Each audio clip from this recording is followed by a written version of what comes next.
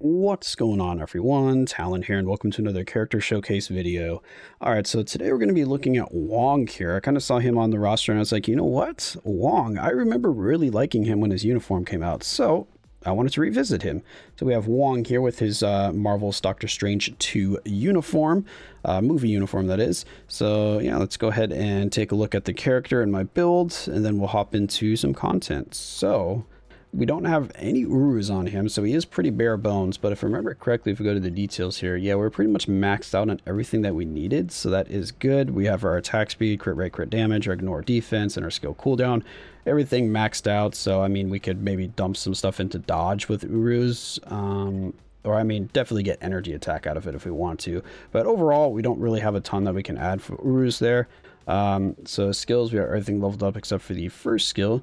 And then we'll start with the tier 3 here. So the tier 3 does have penetration on it, 80% chance to penetrate everything. Got 10 seconds of invincibility, and it removes all debuffs for 10 seconds as well. So another just standard tier 3 skill, nothing too crazy on the tier 3. The invincibility is mainly what you're looking for because then you can't get guard broken out of your tier 3. The tier 2 passive, we have crit damage by 50%. We've got guaranteed dodge and guaranteed crit on it, so that's actually pretty nice. Again, another mixture of just defensive and offensive. A lot of characters have that nowadays. Definitely like when they have the guaranteed dodge and guaranteed crit or any kind of guaranteed on it, because those are separately calculated from your standard dodge and standard crit. So if he had the max 75% dodge, then you have that 75% dodge calculated into dodging the boss's attack, and if that fails, then you have your guaranteed dodge here to get another 30% chance, but the 30% chance from the guaranteed does not get affected by any of the bosses like ignore dodge or ignore anything that will ignore or penetrate, basically, whereas your standard 75% does get those calculations rolled into it. So guaranteed is going to be a little bit stronger and a little bit safer. So anyway, so there we have those guaranteed. We've got nothing on the first skill. The second skill here, we do have a counterattack skill. If you ever felt like, I guess, well, actually, it doesn't ignore iframe, so you don't really want to use him in PvP anyway, but he does have a counterattack skill. I'm not really ever going to use it. It's not a skill that I use in his rotation, but again, it can be useful if you wanted to, you know, try him out in PvP or take him into PvP. Especially since we have a 50% chance to penetrate on it as well. We remove debuffs, and oh, it does have ignore targeting on it. Okay, it just says it in a different place. So yeah, definitely a PvP skill if you wanted to use him there. Third skill, we've got a 20% heal, very good. We've got 5 seconds of damage immunity, and then we have accumulation there, which is actually pretty good accumulation. It's a 1.5% accumulation, which is more on the premium side for damage dealt because it is one attacking, so that's 150% extra attack that we got there. Very good. Fourth skill, we have invincibility, very good. And then we have a damage proc for 100% damage for 1 attack on the fourth skill. And then the fifth skill, we've got increase all attack by 15%, which seems kind of low. Maybe that's showing the age of the uniform, but he does have really good accumulation, and he's got a lot of other things going for him. He's got healing, he's got invincibility, he's got damage immunity, so a lot of nice stuff there. And then he is also a support character. So his 4-star passive here applies to magic allies. So anyone that has the little magic symbol on them is going to get this buff. And he does increase damage to superhero and supervillains by 53%. His leadership, again, just magic allies. But I mean, it's not really leadership you're going to be using. It's a 25% chance to get 12 seconds of damage immunity. Much rather have just a straight up damage leadership. But it is an interesting one because not many characters have leaderships like this. Okay, nothing there. Oh, I guess I haven't really used him in a while. Maybe I guess last time I used him was when he had this, when he got this uniform. But like I said, I do remember liking him, but I still have Smart Raccoon on him. Wow. Definitely need to change that. That is not an optimal set for him, so don't roll Smart Raccoon for him. Moving on to the artifact. Actually, we don't have an artifact on him. I was never able to get his. And then the CTP, we have a CTP of energy on him, which actually I remember working quite well for him. So he does have a damage proc friendly rotation. And then his uniform is sitting at Mythic. So that is going to be my build on Wong here. My initial impressions of his kit, which is actually looking pretty good. So hopefully that translates to a strong character. So let's go ahead and get into some gameplay and see how he performs. Okay, so here we are over at King, stage 9, just like all of my other showcases, and we have the same team here, and we are going to be using the same dodge ignore strikers. Wong is going to get a little bit of advantage compared to some of my other characters because he is a support character, so he gets benefit of his own support. So he is getting an additional kind of support that a lot of the other characters that I do my showcases on are not getting. So that will increase his damage and maybe make him look a little bit better. I'm not sure. Let's just hop in and see. So we are going to be doing 3, 5, and 4 for his rotation. Okay, not bad. 3, 5, and 4. Damage is okay. So far, nothing too crazy. I think I messed that up. Yeah. But messed that one up. We did not get our energy to activate at the correct time. I mean, his damage is still not bad, but it is definitely on the lower side.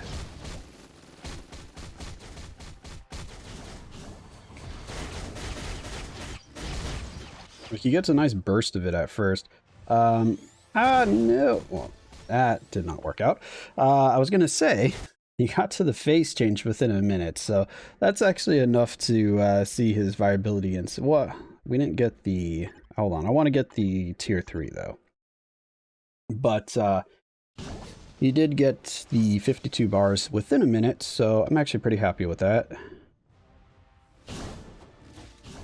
But let's see if we can actually get our tier 3 to line up correctly. So I think we'll do that this time. Oh no, the blade twisters! Unhand me with your stupid snares. Alright. So we should be able to do the tier 3 next. So let's let him do his little purple attack here. There we are. Alright, so there we go. Now let's see if with tier 3 active. Why are we doing no damage all of a sudden? But that did look better at the start, but then he just started taking no damage for some reason. Look at that. Is he just like dodging everything? What is going on? Why does he just randomly start taking no damage? Interesting.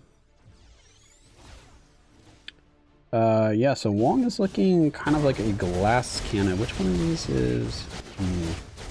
So we did not get the energy at the correct time there. Ow. Do your purple attack, please. Thank you. Yeah, he looks like he has good damage because he'll do like a big burst of damage right at the start, but then that damage falls off very quickly. So overall, the damage is more on the average side just because of that. But if that spike at the very start of his skill actually lasted for the full duration of the 4th skill, then his damage would look really good. So now we're going to move on to Null here, and we'll do... Yeah, I'll do a stage 24 here, so let me go set up a team for him real quick. Alright, so we'll just go ahead and use this team here. We got Doctor Strange with his leadership, and then we got Cyclops giving a little bit of support.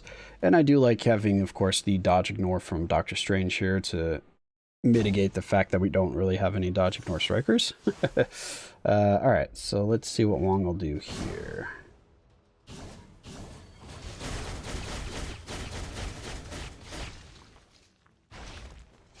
Okay, not bad.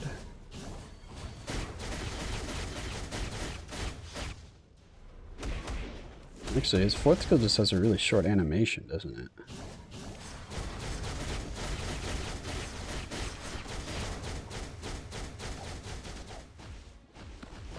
Ooh. Yeah, so he's okay. Like I said, he can do some damage, but mainly just going to be a support character. Yeah, I think he's just mainly going to be support for magic types.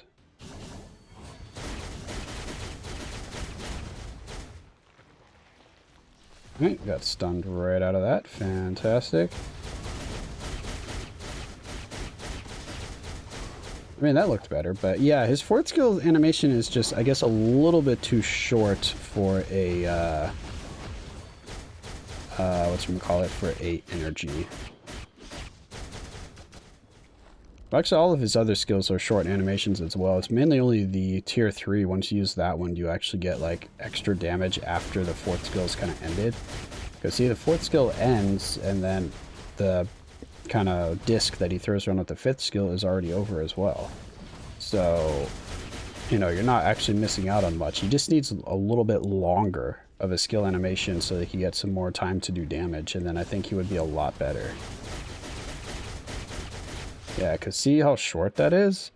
Like, if that lasted for like another 2 or 3 seconds to get that same, you know, level of damage that we're doing right there at the start, then yeah, he'd be a very solid character. But right now, as you can see from how long it is taking to get Null off the throne, he is definitely on the low side for DPS. Again, he could still do some work, so definitely still have some value as a support character with a damage build on him, because then if your main DPS dies, he can hopefully, you know, clean up the last couple bars or the last little bit of the boss's health, you know, something like that. Which would be nice, but overall his damage is definitely not going to be strong enough to be the main DPS. So let's move on to Dormammu and see how he does over there. Alright, so here we have the same team that I've always been using, so let's just go ahead and hop in. Not really expecting him to do very well against Dormammu here. Kind of just based on his performance in War Boss Legend, but those don't always relate to each other. Sometimes characters actually can do surprisingly well in one, and then surprisingly bad in the other. I have definitely seen that before, which I don't know why or how that can happen. Okay, not bad. Also, the fact that he has invincibility can really help him out in this, because when Dormammu does that purple flame breath, it helps him to run through that and not get pushed around by the flame breath and take maximum damage from it, which some characters definitely suffer from. Alright, so use the tier 3 here.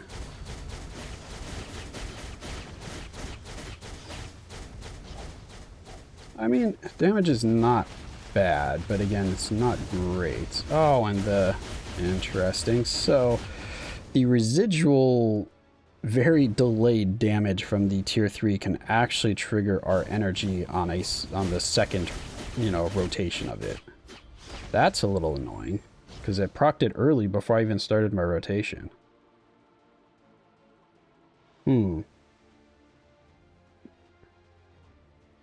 Alright, yeah, so we're gonna need some time to, come on, there we go, energy, very good. To get through this, so I guess I will be back once we get to the phase change. Okay, so made it to the phase change here. It took him almost 2 minutes, so yeah, again, on the slower side, because we are type neutral today. And then he does... not even a bar, yeah. Yeah, that's a bit low. Again, if a character can do a full bar, I'm usually pretty happy with their damage, but he's doing like 75% of a bar, so he's like 25% lower on the damage than most characters that have been trying here.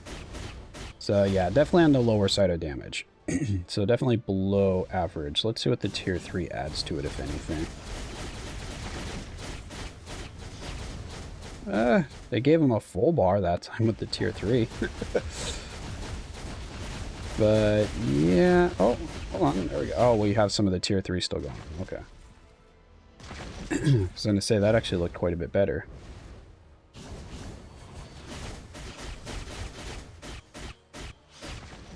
Yeah, it's just not good enough. So he's definitely not strong enough to take on Dormammu here.